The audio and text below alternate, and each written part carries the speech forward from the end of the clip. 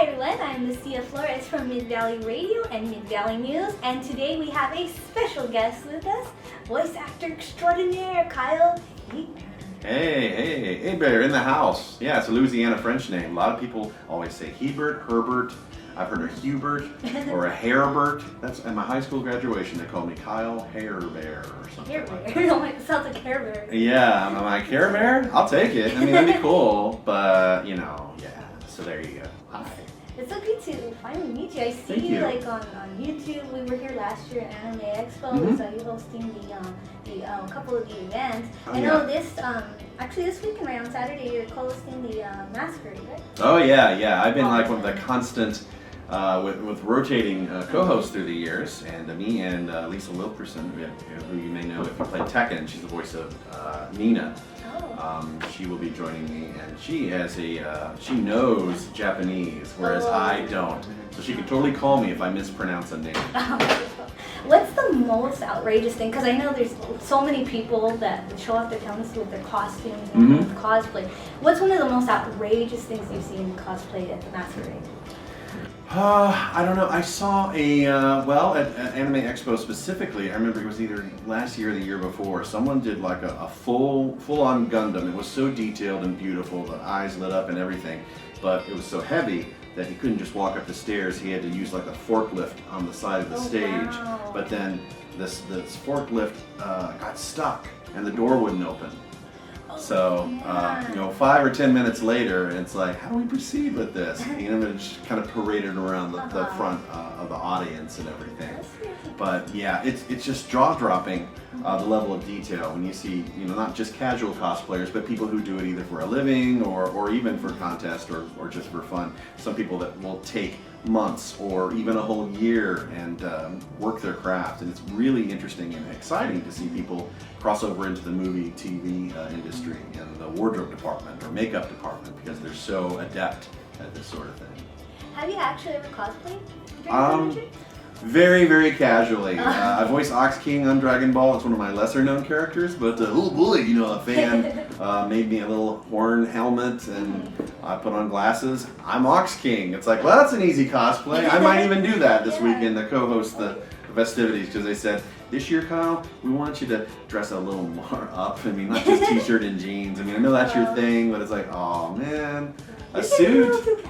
I'm too cash, apparently. But no, I'll be ready. I'll be ready for it. That's awesome. And you're very well known in the voice acting industry. Oh, thank you. And yes. You mentioned Dragon Ball, and you've had so many roles in very important animes, great series. Like I just read on your website that you're gonna play Capone on One Piece.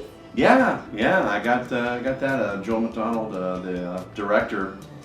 Said, hey, if you're coming into town, I got a perfect character for you. Like, oh, sweet, okay. So this is one of those things since I live in LA and I commute back and forth to Dallas for work with Funimation from time to time or for conventions or just to visit my folks. It's like, hey, I'm in town. You got any work for me? Got any work? I'm like a homeless guy. Got any work? We'll voice act for food.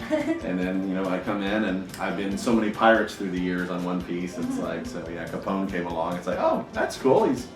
He's more than just a guy who goes, oh, and then dies after 5 seconds. Do you for that character specifically, Capone? How do you prepare for a role like that? Do you watch movies or monster films or anything like that? Or? It's an interesting thing with anime because in voice acting in general, there's no prep, there's no rehearsal, and the research thing is totally optional. So. Beyond knowing a time and a place. It's like, hey Kyle, we need you for a session from 9 to 11 at such and such studio on Tuesday. That's all I know. I mean, I might know what series I'm working on or a show or name of a game or something or a project that has a code name. But once I'm in there, they don't send me the script ahead of time. They tell me what's going on right before we record. So it's just like, here you go. Here's a bullet point version of the story. Here's what your character's doing, and we're off and running. So it's... That's interesting, because I always thought, they give you at least a little bit of time to prepare, but that's something interesting. Is that normal? Or? Yeah, it's par for the course for voice actors and anyone in any sort of acting field. If they've taken acting classes and improv training, you know, it's just part of the job to think on your feet and be able to just craft something together really fast with very little or no information. Sometimes the director will say, I want you to voice this guy, here he is, and they'll freeze frame the image. It's like, what do you got for me? Wow. It's like, so on top of having to, you know, just give the director or the producer what they want in a session, sometimes I do have a little bit of freedom, and it's like, okay, well, what do you have in mind for this character? Mm-hmm. So Joel told me about Capone. It's like, you can literally make him like a thug, like, you know, like Capone. So do you have any like upcoming projects, personal or professional, that you can share with us or share with our audience? Oh, non-disclosure agreement, NDAs, they're evil, but they're necessary. I can never really talk about stuff until it comes out. But obviously, Resurrection F, the new Dragon Ball Z movie, will be hitting theaters for a limited theatrical run August 4th through 12th. There's the world English premiere happening this weekend at Anime Expo, or right across the street actually. But a theater jam-packed full of fans, and some of the main cast will be there. Chris Sabat, the voice of Frieza, Chris Ayers, voice of Frieza. Chris Sabat, voice of Vegeta and Piccolo, will be on hand. Sean Schimmel, voice of Goku, and I'm back as Gohan. So yeah, really excited about that. So how can people find out about anything else that you're doing? Do you have a website? Oh yeah, KyleHebert.com, at Kyle Hebert on Twitter and Instagram. I'm always taking pictures on my iPhone. I love stuff everywhere. And Facebook.com/KyleHebertVO. Awesome. This guy's really, really talented. So go ahead and check out his stuff because it's really, really awesome. I'm Lucia Flores with Mid Valley Radio, Mid Valley News. Bye bye.